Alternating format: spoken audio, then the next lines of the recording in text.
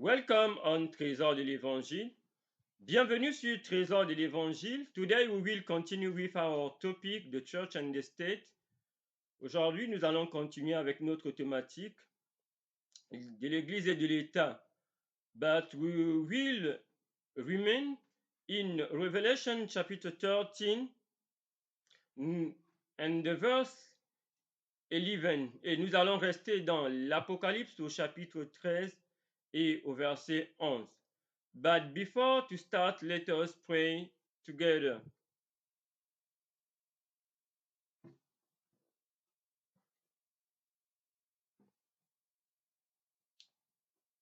Heavenly Father, we give you honor and glory for this topic of the church and the state as we are continue with this topic, and in Revelation chapter 13 and the verse 11, we pray you, Lord, to help us, to give us your insight by your powerful hand, and to watch over us everywhere we can be by your holy angels. In the name of our Lord Jesus Christ, we pray you. Amen.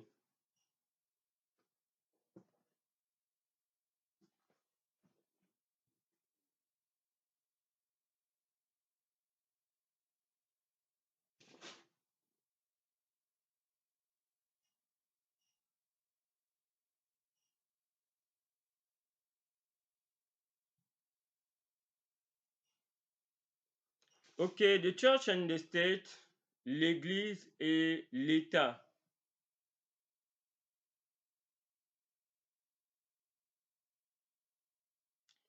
The dragon and the union of political power and the church. And as we have said before, we remain in Revelation chapitre 13 and the verse 11. Le dragon est l'union du pouvoir politique et de l'Église. Nous restons dans Apocalypse au chapitre 13 et au verset 11. Avec nos Bibles. Quand on fait theocracy, fausse theocracy, we know until today what is the meaning of the theocracy. And for those who will discover this presentation for the first time, we have the former presentation on this topic of the theocracy. Et nous savons ce que la théocratie signifie sur cette chaîne. Pour ceux qui découvrent cette série d'études, nous les invitons, n'est-ce pas, à pouvoir regarder les précédentes, n'est-ce pas, sur cette chaîne, sur cette série de l'Église et de l'État et de la théocratie également.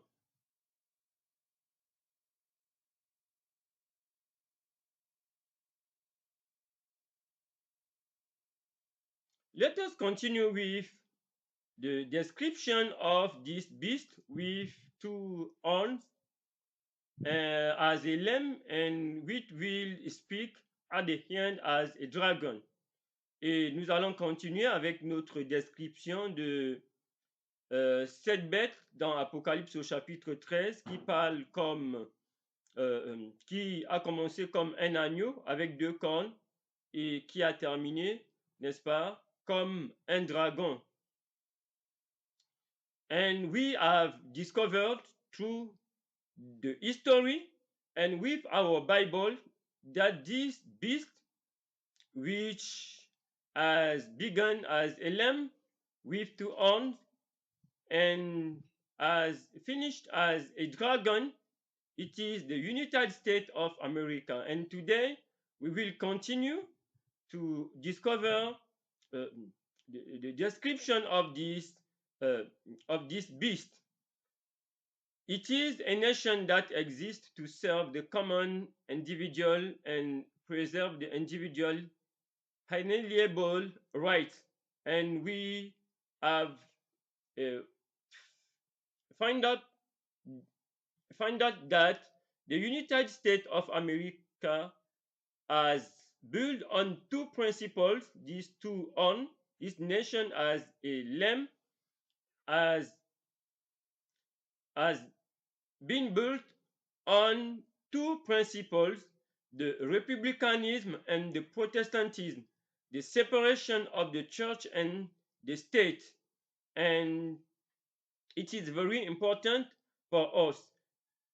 And it is said that it is a nation that exists to serve the common individual and to preserve the individual inalienable rights. And we know in the Constitution of the United States and the Bill of Rights, and we invite everybody to read this, and we will discover during this series many aspects of this Constitution and the Bill of Rights. Ok, donc ici, nous, c'est une nation qui existe pour servir. It is a nation, c'est une nation that exists to serve the common individual, qui existe pour servir, n'est-ce pas, on va dire le citoyen ordinaire, and to preserve the individual inalienable right, et pour préserver les droits individuels, n'est-ce pas, de chaque citoyen américain. Et nous trouvons cela dans la Constitution des États-Unis et dans la déclaration, n'est-ce pas, des droits. Nous avons des droits tels que des droits inaliénables aux États-Unis, tels que la liberté d'expression, n'est-ce pas? Nous avons la liberté de la presse, nous avons la liberté de conscience d'adorer le Dieu, de embrasser la foi de son choix en toute connaissance de cause, et nous avons des libertés telles que s'assembler pour manifester, n'est-ce pas, pour écrire des pétitions, pour manifester, pour démontrer son mécontentement face à certains phénomènes ou, n'est-ce pas, des résolutions, des choses qui ne se passeraient pas telles que les citoyens, n'est-ce pas, le souhaitent. Et ces droits sont inaliénables. Il n'y a pas de personnes qui sont, comment dire cela, emprisonnées ou bâillonnées pour leur point de vue politique, pour leur croyance religieuse. Donc la liberté de la presse, n'est-ce pas? Et les Américains ont le droit, n'est-ce pas, d'écrire sur leur pays, sur leurs représentants, sur leur société, et ils abordent tout, n'est-ce pas, toutes les thématiques au sein de la société américaine ou au niveau de leur gouvernement sans être inquiétés de quoi que ce soit. Donc voilà, il y a bien d'autres droits inaliénables, la propriété, ainsi de suite, des droits américains. Donc cette nation existe pour servir, on va dire, le citoyen. Tout citoyen américain, on va dire le citoyen ordinaire, hormis les dirigeants, n'est-ce pas? Tout le monde, n'est-ce pas? Ce pays a été créé sur la base du républicanisme et du protestantisme, n'est-ce pas? Pour garantir les droits de tous les citoyens, y compris, n'est-ce pas, les droits des minorités. C'est très important de comprendre cela. And we know that the United States Constitution guarantees the freedom of speech, the freedom of press, the right of the people to gather peaceably, to protest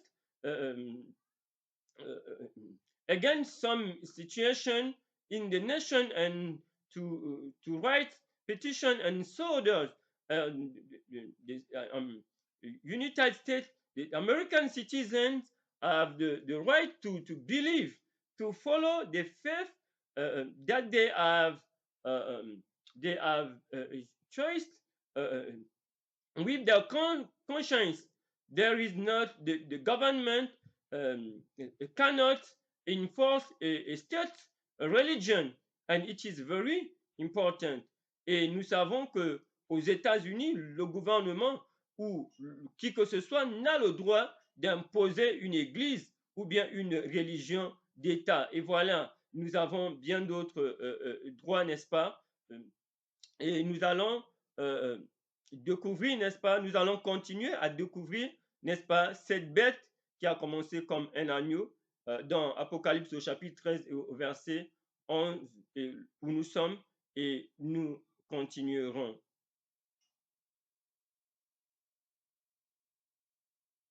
You might have heard America called.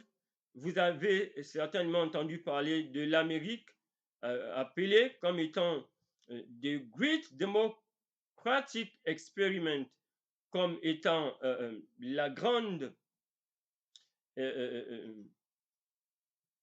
comme étant une grande expérience démocratique quand on parle de l'Amérique ici singulièrement, notamment des États-Unis, et Singular Innovative Nation, donc une nation singulièrement, n'est-ce pas, innovante, on va dire ça comme ça. Donc, we have this the great democratic experiment, but we know that the United States is a Republican nation.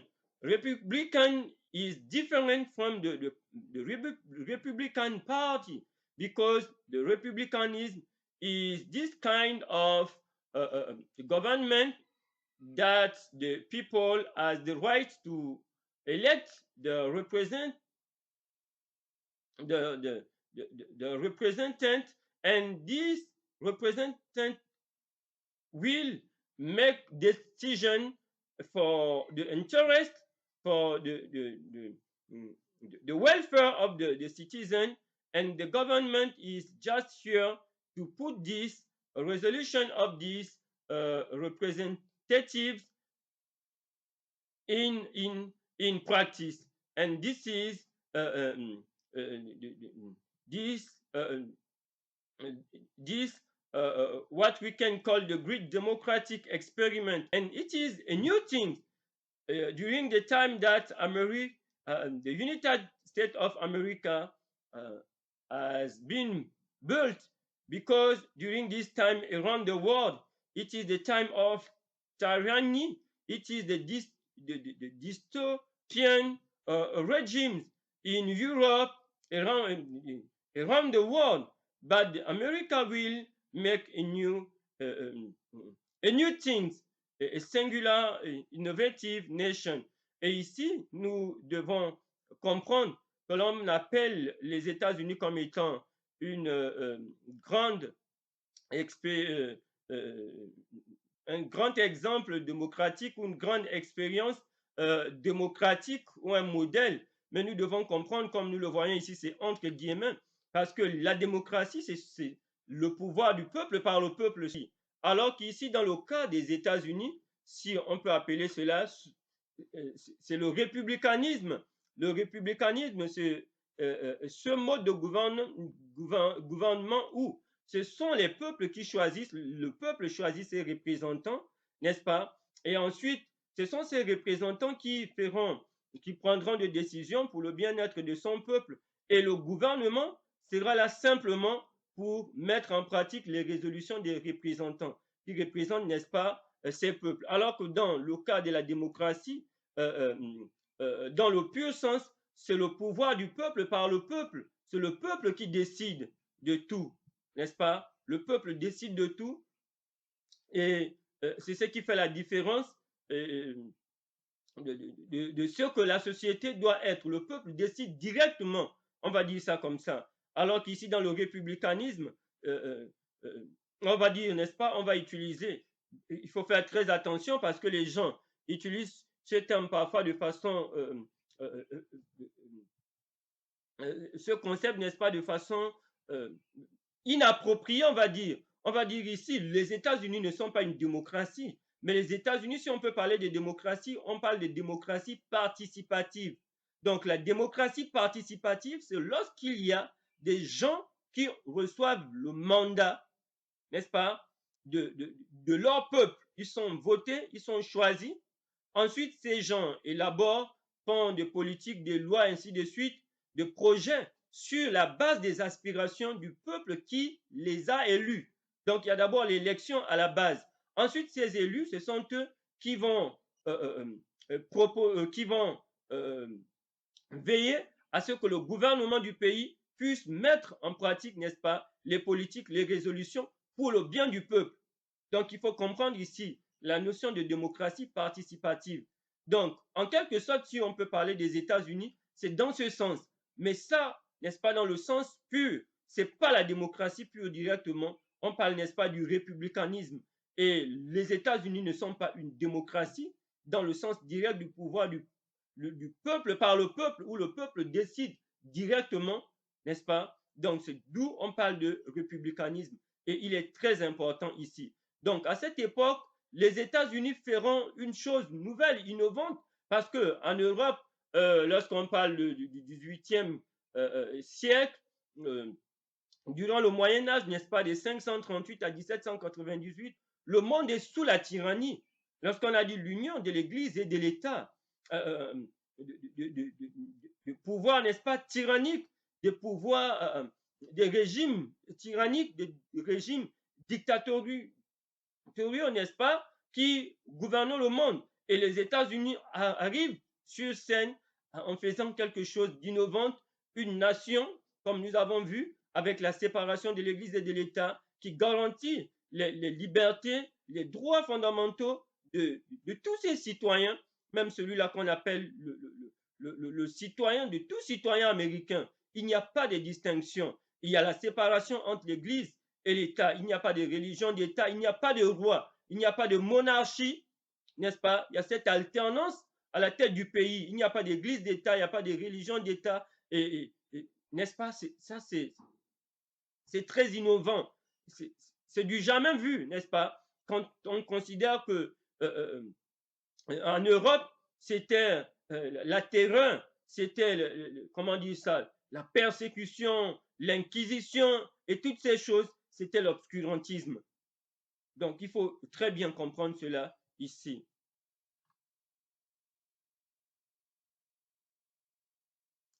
The United States is comparatively young nation. Les États-Unis, n'est-ce pas, est une nation que l'on, comparativement, on dirait une jeune nation. That is only a couple of centuries old, qui n'a que quelques de couple de siècles, n'est-ce pas, en arrière. Ici, donc, comparativement aux nations européennes, les États-Unis d'Amérique, n'est-ce pas, sont une nation très jeune, comme nous avons vu avec sa déclaration d'indépendance en 1776 et tout ce qui suivra. Donc, les États-Unis sont une jeune nation quand on la compare, n'est-ce pas, de nos jours à ces vieilles nations européennes. Et cette jeune nation va devenir quoi? Comment on va dire cela? La lumière, le leader du monde. Donc, comparativement aux nations européennes, lorsque ces pays vont fédérer, c'est un jeune État comparativement aux nations d'Europe.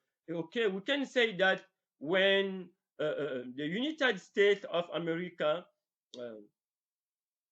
is a young nation comparatively to the nation of Europe, and it is very important.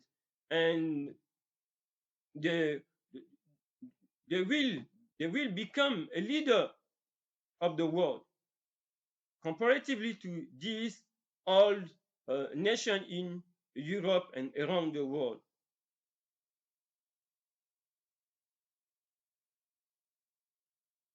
It is not a predator or persecutor. Ce n'est pas un, un, un prédateur ou un persécuteur, but considers itself a champion of freedom. Donc, les États-Unis se considèrent elles-mêmes comme étant le champion de la liberté and the welfare of its people and even those in other nations. Donc, ils vont se considérer comme étant les champions de la liberté et du bien-être de leur peuple et d'autres peuples dans les nations. Okay?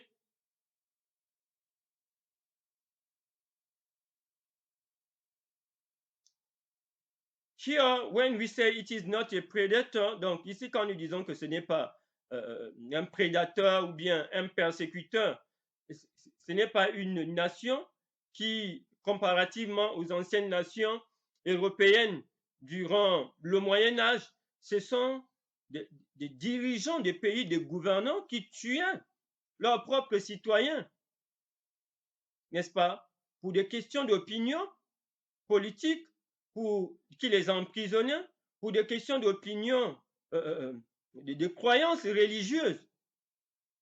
Donc, ils étaient des prédateurs, ils étaient des persécuteurs pour leur propre peuple. Donc, les États-Unis seront le contraire. C'est à cause de ça que beaucoup de citoyens européens vont fuir l'Europe, n'est-ce pas? Parce que de 538 à 1798, durant 1260 années, il n'y avait que le sang qui coulait en Europe, la persécution avec la papauté, l'union de l'Église et de l'État. Les gens n'avaient pas le droit, n'est-ce pas, de croire selon leur conscience. On leur imposait même la religion. Donc la religion était une raison, n'est-ce pas, de persécution. Les opinions politiques, c'était des monarchies, c'était des dynasties, c'était des dictatures. Donc quand les États-Unis arriveront, les États-Unis, ce n'est pas un système gouvernemental qui tue ses propres citoyens, qui les opprime, qui les oppresse, qui, comment dire cela, les appauvrit.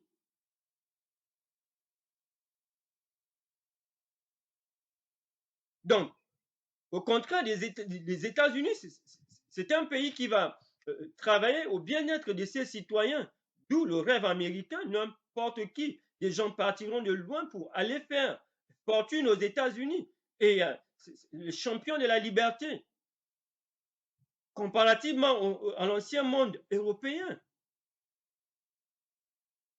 Donc, il est très important de comprendre cela ici. Et cela n'a été possible que sur la base de ces deux cornes. Apocalypse chapitre 13 au verset 11 nous parle de cette bête qui a deux cornes. Les deux cornes sont le protestantisme et le républicanisme. Donc la séparation entre l'Église et l'État, et comme nous avons vu, ce système républicain qui garantit les droits de tous citoyens.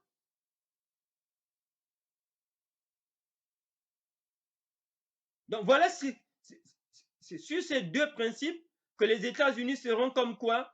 Comme un agneau. Et il est très important pour nous de le comprendre. Un système, un pays qui ne sera pas prédateur ou bien persécuteur de son propre peuple. Les Américains auront le droit de faire des affaires, de s'enrichir. Alors que sur le continent, le vieux continent européen, durant le Moyen Âge, c'était le féodalisme. Il y avait le clergé, il y avait la plèbe. Les peuples étaient des esclaves qui travaillaient. Les terres appartenaient à ce clergé, à l'église avec les rois, n'est-ce pas? Et les peuples étaient exploités. Alors que dans cette nouvelle nation, chacun, n'est-ce pas, aura même la liberté économique de créer ses entreprises, de s'enrichir, sans que ça ne soit une menace pour qui que ce soit. Alors que dans ces autres pays, sur ce continent américain, européen, pardon, c'est les rois qui étaient les plus riches. C'était le clergé, c'est les prêtres, c'est les papes, n'est-ce pas, avec ces rois d'Europe qui régnaient. Et les peuples n'étaient que des esclaves. Donc, il faut très bien comprendre ici, n'est-ce pas, pourquoi les États-Unis sont le champion de la liberté et ils s'occupent aussi du bien-être d'autres peuples, du bien-être de leur propre peuple et d'autres peuples. Donc, on voit qu'avec l'essor des États-Unis, certains pays seront obligés d'accorder, n'est-ce pas, la liberté d'expression, et ainsi de suite. Et la séparation de l'Église et de l'État qui va s'étendre, n'est-ce pas, dans le monde entier. Donc, voilà ces deux principes qui font des États-Unis, n'est-ce pas, cette bête qui a 2 cornes comme un agneau. Donc ici, on décrit cette bête comme étant un agneau avec 2 cornes. Donc le républicanisme et le protestantisme.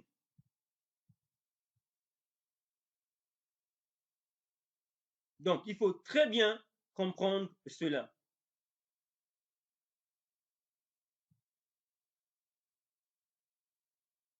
The United States is largely founded on Christian principles. Les États-Unis ont été largement fondés sur des principes chrétiens. It is clear. What are these Christian principles? We have discovered them. It is the republicanism and the Protestantism.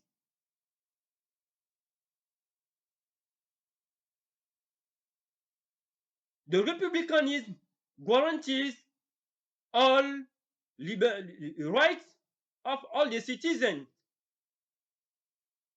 without discrimination.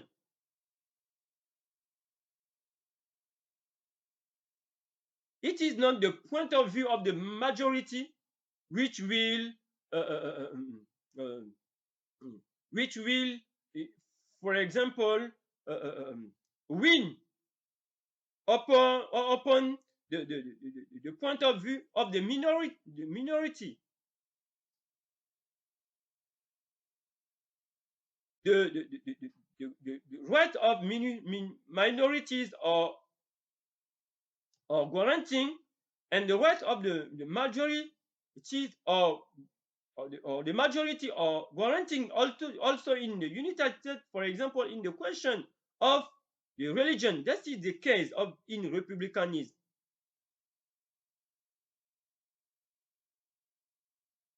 Okay? And it is very important to understand this. Because the republicanism guarantees the right of every citizen, because we are all equal before God, as we can be black, white, and others. We are all equal, and this is the republicanism. And on the question of the beliefs on religion, for example, if you are in a democracy, it is the majority of the believers that will enforce a religion in a state.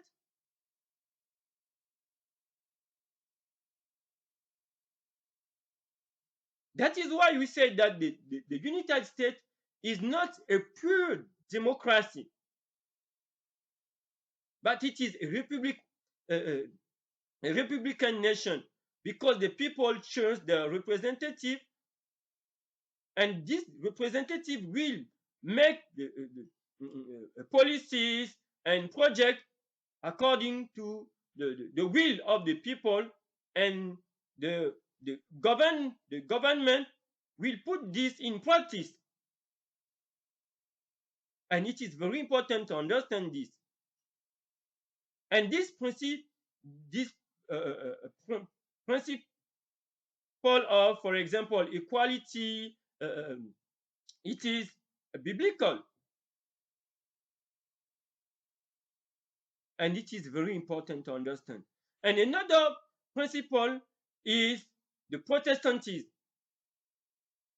the separation of church and state.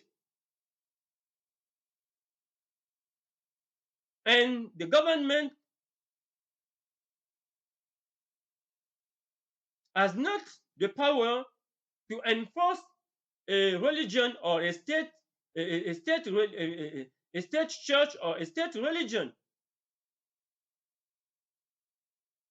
In this case, every citizen can practice his religion according to his conscience. Because in the Bible, Jesus Christ did not give the authority to the Christian to enforce their religion with the armies, with the law upon those who didn't, who doesn't have the same beliefs.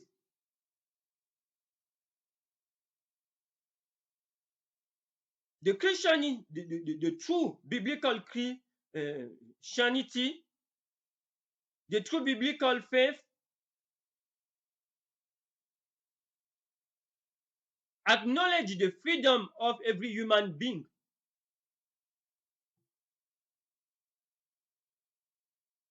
You become a Christian by faith, by your choice. It is not with the army. It is not with the laws.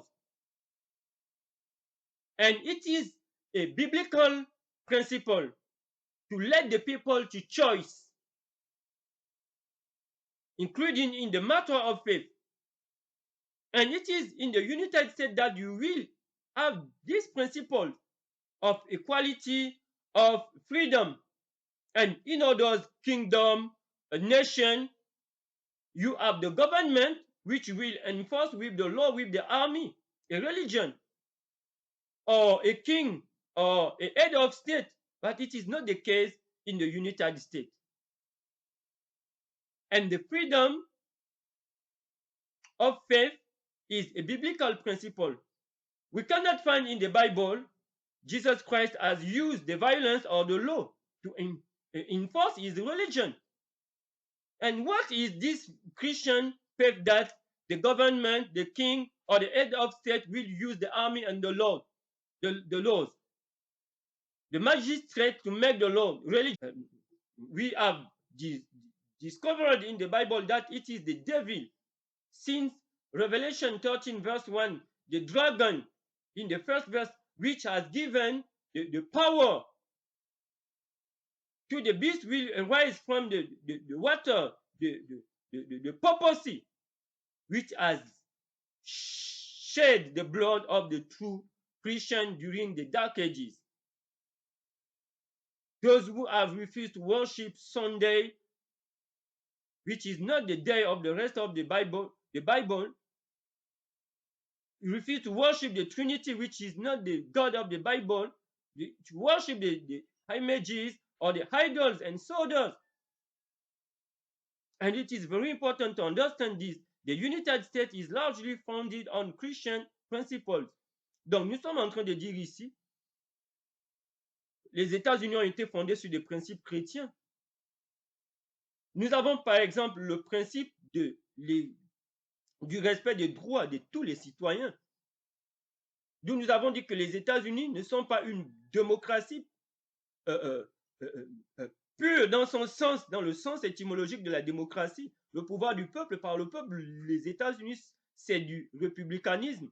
Et ce républicanisme, n'est-ce pas, assure les droits même des minorités. Parce que dans la démocratie, si on prend le cas de la religion, en démocratie, c'est la religion qui a le plus de croyants, qui va imposer sa religion ou l'Église dans un pays. Mais alors qu'aux États-Unis, les droits des minorités, même dans sont garantis par la Constitution. Donc, il y a le principe ici d'égalité. Si nous avons tous été créés égaux, pourquoi est-ce qu'une religion aura le dessus sur l'autre? Pourquoi l'État soutiendrait, oui, pourquoi l'État va financer une religion ou soutenir une église par rapport à une autre, l'église d'un groupe de citoyens ou la religion d'un groupe de citoyens par rapport à d'autres? Non. Aux États-Unis, n'est-ce pas, il y a l'égalité. Et Dieu nous a créés tous égaux, que l'on soit noir, que l'on soit blanc, n'est-ce pas? Donc, il y a ce principe républicain. Le républicanisme garantit les droits même des minorités, même sur le plan religieux. L'égalité, la liberté, tout cela, ce sont des principes, n'est-ce pas?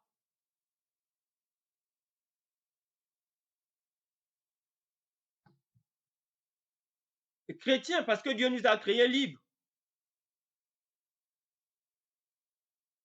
Et lorsque vous prenez, n'est-ce pas, le principe chrétien, le protestantisme, la séparation entre l'Église et l'État.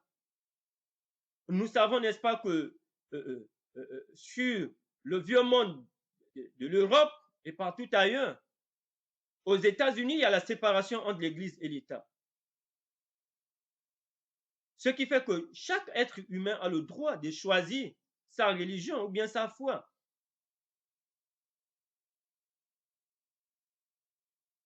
Alors qu'en Europe et partout dans d'autres parties du monde, la religion était imposée soit par le roi ou les dirigeants du pays. Mais si on prend le cas de la foi chrétienne, on ne voit pas dans la Bible où Jésus-Christ est allé en guerre contre ceux qui étaient contre ses enseignements ou la foi qu'il prônait.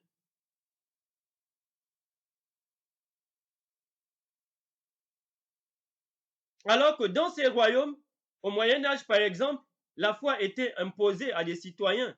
Lorsqu'ils n'acceptaient pas, on connaît l'Inquisition, ce tribunal religieux avec l'Église catholique romaine ou la papauté, où ils tuaient d'autres chrétiens qui croyaient à la Bible seule. Et il y avait une religion d'État ou bien une église d'État. Une église d'État, oui. Soit c'est le roi ou c'est des gens influents dans le système qui imposent une religion. Jésus-Christ n'a pas utilisé ce principe dans la Bible. Jésus a utilisé la persuasion, il n'a pas utilisé les armées ou bien les magistrats pour faire des lois religieuses. Alors qu'en Europe, il y avait ces lois religieuses, ce tribunal religieux. On pouvait vous condamner pour vos croyances. La preuve en est que tous ces chrétiens qui étaient des véritables croyants, qui croyaient à la Bible seule, n'est-ce pas, ont perdu leur vie parce qu'ils ont refusé d'adorer la Trinité, le Dieu de la papauté. Et aujourd'hui, pas seulement la papauté, avec le protestantisme apostat, ceux qui prétendent croire à la Bible, mais qui en réalité n'adorent plus le Dieu de la Bible parce que la Trinité n'est pas le Dieu de la Bible. Le dimanche, qui n'est pas le jour du repos de la Bible, ils ont tué ces chrétiens qui refusaient d'adorer la Trinité, d'adorer le dimanche parce qu'ils adoraient le sabbat du 7e jour qui est dans les 10 commandements, l'adoration des idoles, ainsi de suite. Parce que c'était imposé par des rois, c'était imposé par des royautés, des chefs d'État en Europe. Et même aujourd'hui, n'est-ce pas, cela continue. C'est les États-Unis qui sont le berceau de la liberté religieuse. Et ce qui fait aujourd'hui que le monde entier bénéficie, n'est-ce pas, de ce principe-là des États-Unis, de la liberté religieuse. Donc, ce sont ces principes qui feront des États-Unis, comme nous dit, cet agneau qui aura deux cornes. Le républicanisme et le protestantisme, il n'y a pas de religion d'État. La foi du président des États-Unis, c'est une question personnelle qu'il pratique en privé. Peu importe sa foi. La foi du président des États-Unis, dans le républicanisme et le protestantisme, il a le droit d'être croyant, mais il ne doit pas mener cela dans la sphère, comment dire ça, la sphère étatique, dans des affaires publiques. Dans sa vie privée, oui. Dans ses propres affaires, oui, mais pas dans les affaires de l'État. C'est ce qu'il faut comprendre ici. Et c'est ce qui fait la grandeur des États-Unis, le bonheur, n'est-ce pas, des Américains.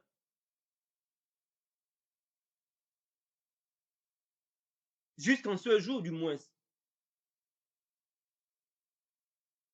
Alors qu'ailleurs, on a vu, n'est-ce pas, des rois qui imposent. On a le cas, par exemple, de Clovis, qu'on dit en France, Clovis et Clotilde, ces rois français, et bien d'autres. On a dans d'autres religions où les dirigeants, n'est-ce pas, prennent en otage l'État et imposent leur religion ou bien leur église. Il y a des royautés, n'est-ce pas, qui ont des religions, telles que le royaume d'Angleterre avec les anglicans, ainsi de suite. Mais ce n'est pas le cas des États-Unis. La foi du président ou de ceux-là qui sont à des postes de responsabilité est une question personnelle. Et les États-Unis sont fondés sur le républicanisme et le protestantisme. Il n'y a pas de religion d'État, pas d'église d'État, et c'est garanti dans la Constitution des Américains, dans le premier amendement.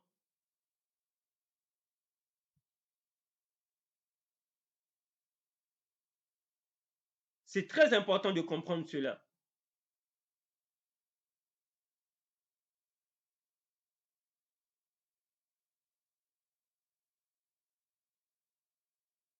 A bright beacon in a world tyranny. Donc, on va dire une balise, si on peut traduire ça comme ça, une balise euh, lumineuse ou bien une torche, une balise qui brille dans un monde tyrannique.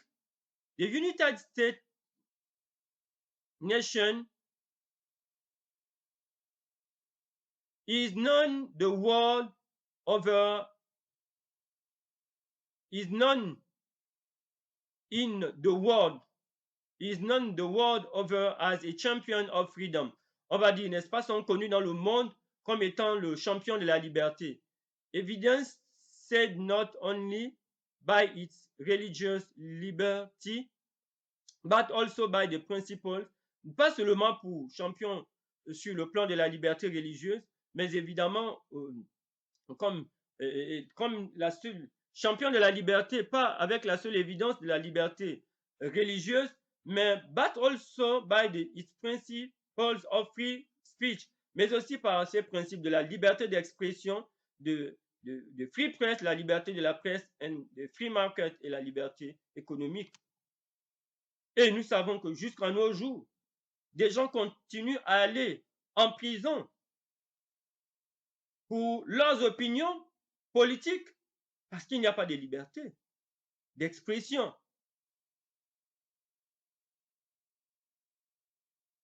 Ce n'est pas le cas des États-Unis et ce n'est pas la liberté. Lorsqu'il n'y a pas de liberté d'expression, c'est la tyrannie. Des gens continuent à faire la prison. Des gens continuent à perdre leur vie pour la liberté d'expression.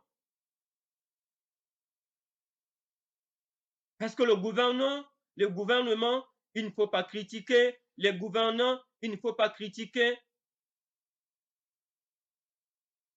Mais alors qu'aux États-Unis, les citoyens ont le droit, dans leur constitution, d'écrire, de parler, de critiquer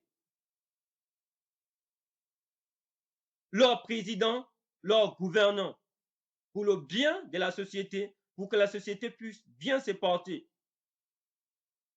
Et ça, c'est les États-Unis, les champions de la liberté. Donc, il y a des pays qui veulent être comme des États-Unis, mais sans prendre, n'est-ce pas, ce qui fait même l'essence des États-Unis, ils veulent être comme les États-Unis, sans prendre comment dire cela, ce qui fait l'essence, le fondement des États-Unis, le républicanisme et le protestantisme, la séparation entre l'Église et l'État.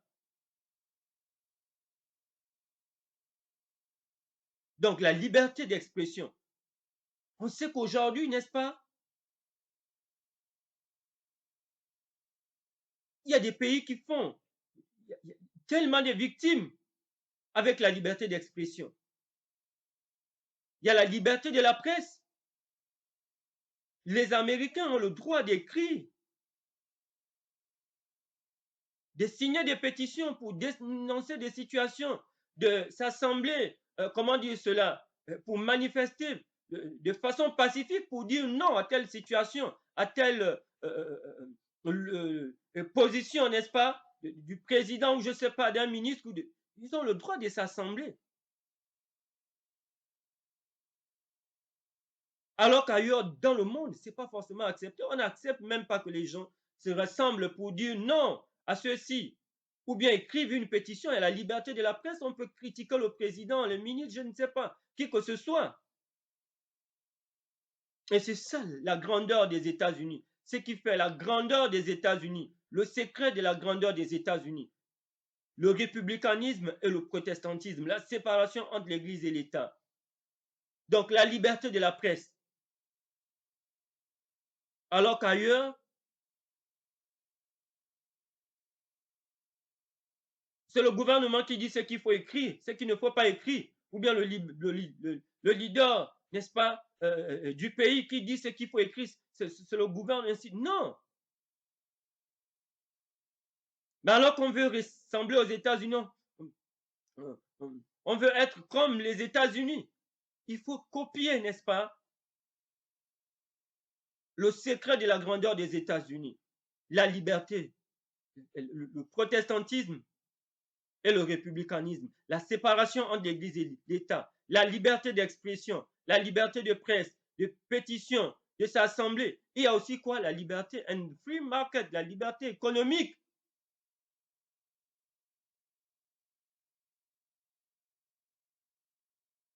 Quand on dit qu'il n'y a qu'une catégorie de personnes qui doit être riche, c'est le dirigeant, c'est le roi, c'est le chef de l'État, c'est le chef du gouvernement, je ne sais pas. Dans d'autres pays, c'est un problème lorsqu'on est riche. On contrôle l'économie. Ce n'est pas le cas aux États-Unis. Chacun a le droit d'avoir ses affaires.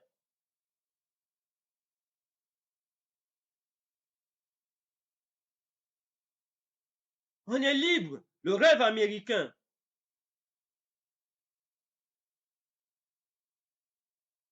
Donc voilà, cette liberté, n'est-ce pas, comme nous avons vu, qui découle du républicanisme et du protestantisme, qui fait que les États-Unis sont cette bête que l'on dit, qui est comme un agneau avec deux cornes, le protestantisme et le républicanisme, d'où découlent avec leur constitution toutes ces libertés. Mais on dit que cet agneau va finir par parler comme un dragon. Mais nous sommes ici dans la phase de la liberté, d'où on voit la prospérité des États-Unis.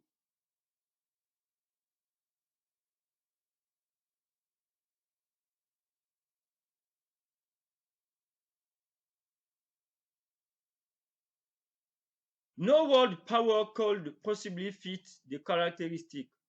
Aucune puissance mondiale ne pourrait probablement correspondre à ces caractéristiques. And time slope of the lamb on beast, et correspondre à cette bête, n'est-ce pas, qui est cornue, n'est-ce pas, avec ces deux cornes, except the United States. Donc, euh, euh, euh, à l'exception des États-Unis d'Amérique, on va dire. Donc, cette bête d'Apocalypse au chapitre 13 et au verset 11,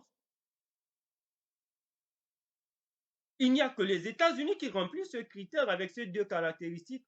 Lorsqu'on considère l'histoire et que l'on considère la Bible, il n'y a pas une autre puissance.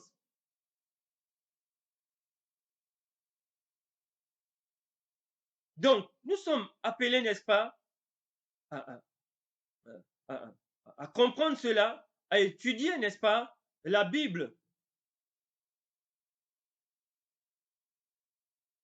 à étudier l'histoire pour comprendre cela. Et la Bible nous dit que dans cette phase, les États-Unis sont comme un agneau. Mais dans le même verset 11, on nous dit que cette puissance, cette bête finira par parler comme un dragon. Donc nous devons déjà comprendre ce qui fait le caractère d'un agneau, n'est-ce pas, de cette puissance que sont les États-Unis, le républicanisme et le protestantisme.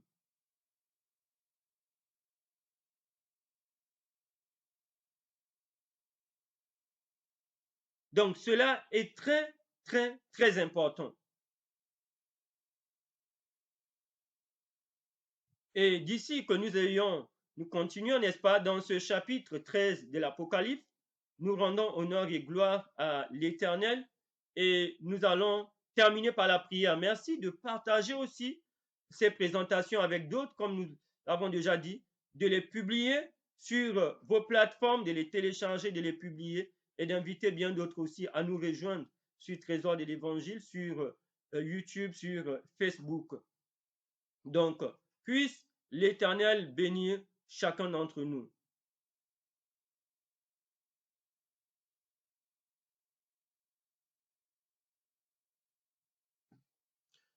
Let us pray. Heavenly Father, we give you honor and glory for your word, and we pray you, Lord, to bless your people everywhere they can be, those who will follow this presentation, and to help us to share this with others. Be magnified and be glorified in our life, in our families, and help us to give your word the first place in our life during these New Year's and in our family. In the name of our Lord Jesus, we pray you. Amen.